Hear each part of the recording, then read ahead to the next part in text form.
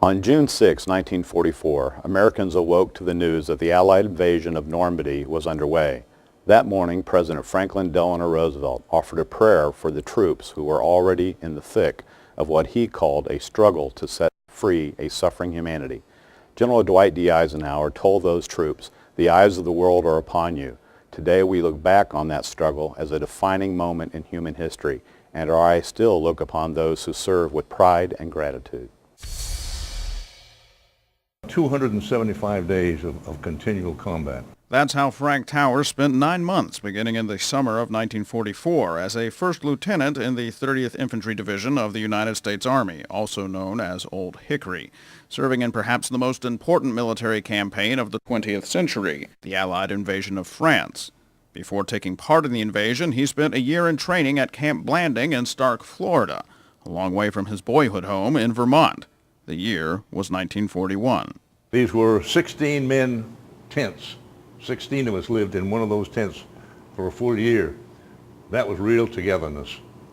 We were getting ready to go back to Vermont in December when the Japanese attacked Pearl Harbor, and at that point, of course, we were in for the duration.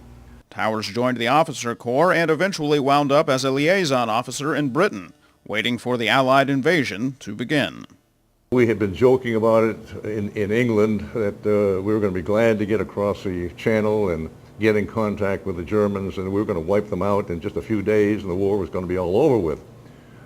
Well, we found out it was a different story once we got there. It was hard slugging from day to day, dodging bullets, trying to be in a foxhole and not be hit with shrapnel from the artillery. Fighting was fierce and costly, and the terrain was difficult. Eventually, the hard work began to pay off. We liberated our first village on the 7th of July, which was nearly 3 weeks from the time we started into combat to go the first 5 miles. The name of the village was St. Jean de Day.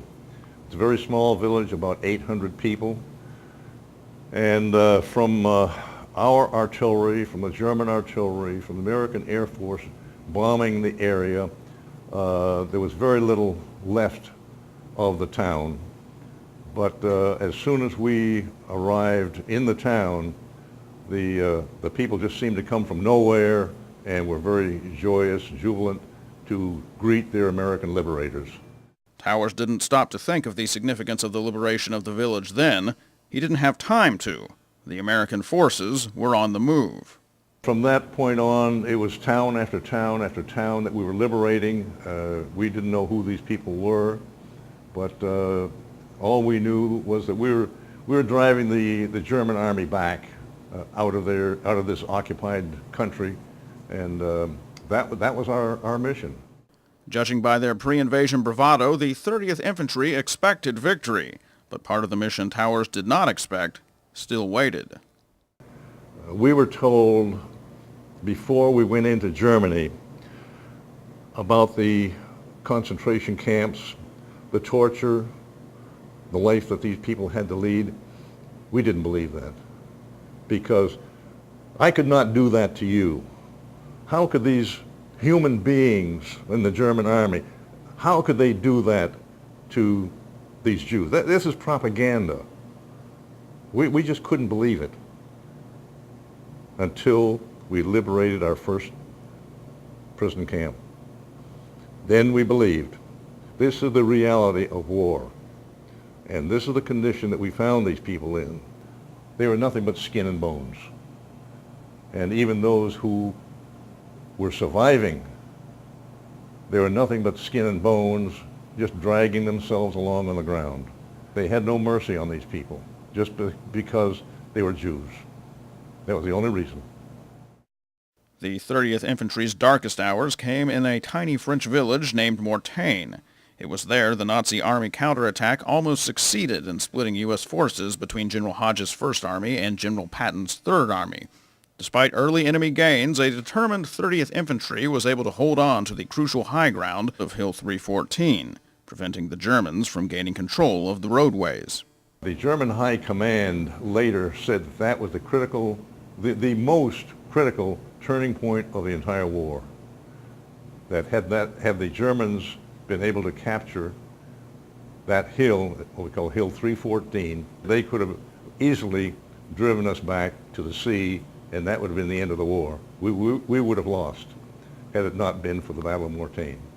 From that time on, it was a downhill ride for the German army.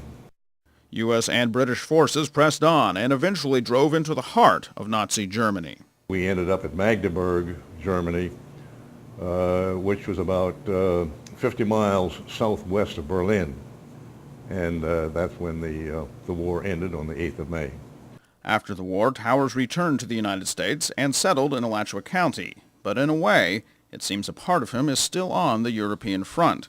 He volunteers at the Camp Blanding World War II Museum and Memorial Park and serves as president and historian of the 30th Infantry Division, Veterans of World War II. He co-founded the Flowers of Memory, which allows French families to adopt one of the 15,000 gravesites of American servicemen buried in Normandy and Brittany cemeteries.